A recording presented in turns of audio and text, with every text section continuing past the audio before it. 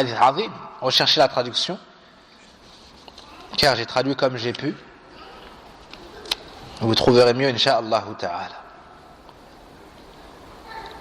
Et si on ne ferme pas ces fenêtres, et si on se rapproche des limites, alors on va souiller notre âme. On va pervertir notre âme. Nasallallahu afiyah. Particulièrement à cette époque où en un clic,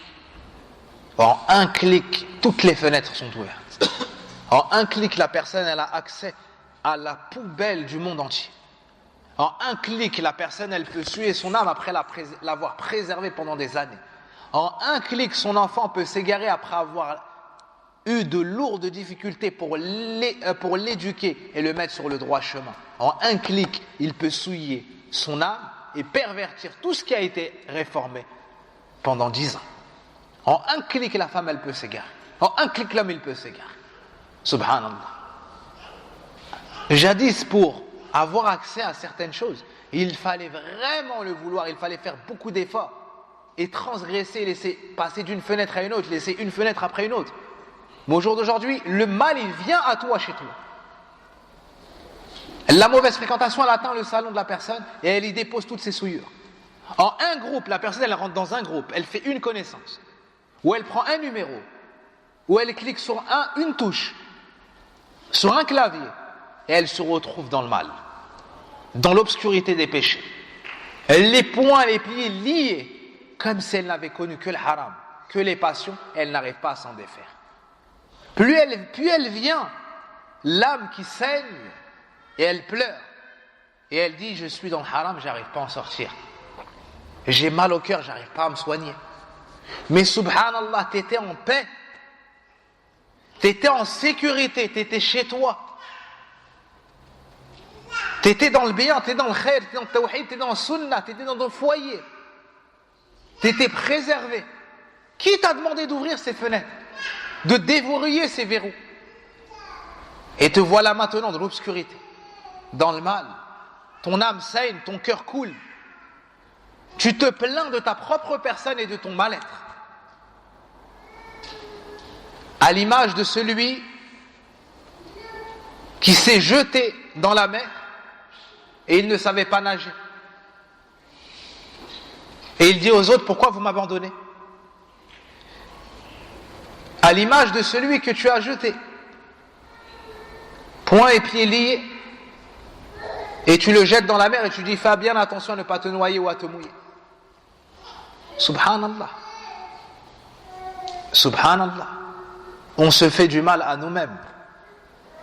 Et ensuite on vient se plaindre de maladies qu'on s'est causées nous-mêmes. À l'image du diabétique qui sait qu'il ne doit pas consommer telle et telle nourriture, sinon il va avoir tel et tel résultat. Mauvais résultat. Mais quand même il le fait, il espère que ça, sur ce coup-là ça passe. Alors ça passe, il se dit c'est bon, je vais retenter. Mais il y a un moment, ça passe pas. Nous, on nous a tout mentionné dans le Coran. Mais où sont ceux qui lisent le Coran? On prétend être des adeptes du Coran et de la Sunna. Mais lorsqu'on a un problème, on revient tout sauf au Coran. Puis on se plaint de nous-mêmes et de l'éloignement qu'on trouve entre nous et Allah. De l'éloignement qu'il y a entre nos cœurs et le Coran. De l'éloignement qu'il y a entre nos cœurs et sa douceur. Allah Azza wa Jal nous a fait goûter à cela. Mais lorsqu'on a délaissé les causes qui y mènent, on a goûté à son contraire, à l'amertume, à l'éloignement, au fait de se sentir seul, même entre toi et ta propre âme.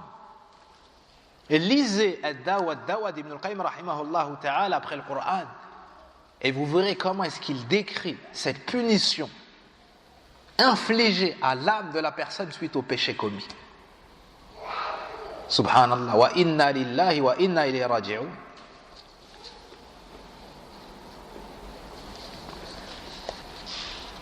C'est plus facile de verrouiller en amont que de soigner en aval.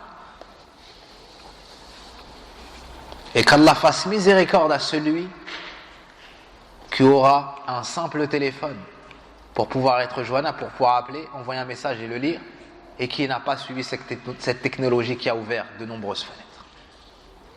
Ô combien est préservé cet homme ou cette femme, wallahi al-azim, c'est lui qui a un simple téléphone. Quand il faiblit, il n'a pas accès. aux poubelles du monde entier. Et quand sa foi augmente, il a accès au livre où il y a tout le khair. Subhanallah. Il est préservé. Et même quand il faiblit, il n'a pas accès.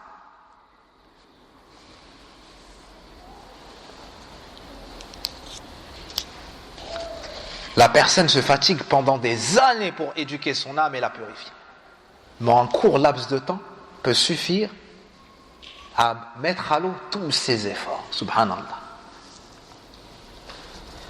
Inna Allah la yanzuru ila suwarikum wala ila ajsadikum walakin yanzuru ila qulubikum wa a'malikum. Un hadith des plus importants à méditer, qu'on doit toujours garder présent en nous. Certes, Allah ne regarde pas vos apparences, ni vos couleurs, ou plutôt vos corps, mais il regarde plutôt vos cœurs et vos actions. C'est dans ça qu'on doit faire un effort. C'est dans ça qu'on doit faire dua et demander à Allah Azza wa Jalla la pureté. Wa inna fil jasadi mudra idha salahat salaha al jasadu kullu. Et certes, il y a dans le corps un morceau de chair. S'il est pur, tout le reste du cœur le sert, tout le reste du corps le sert. Et si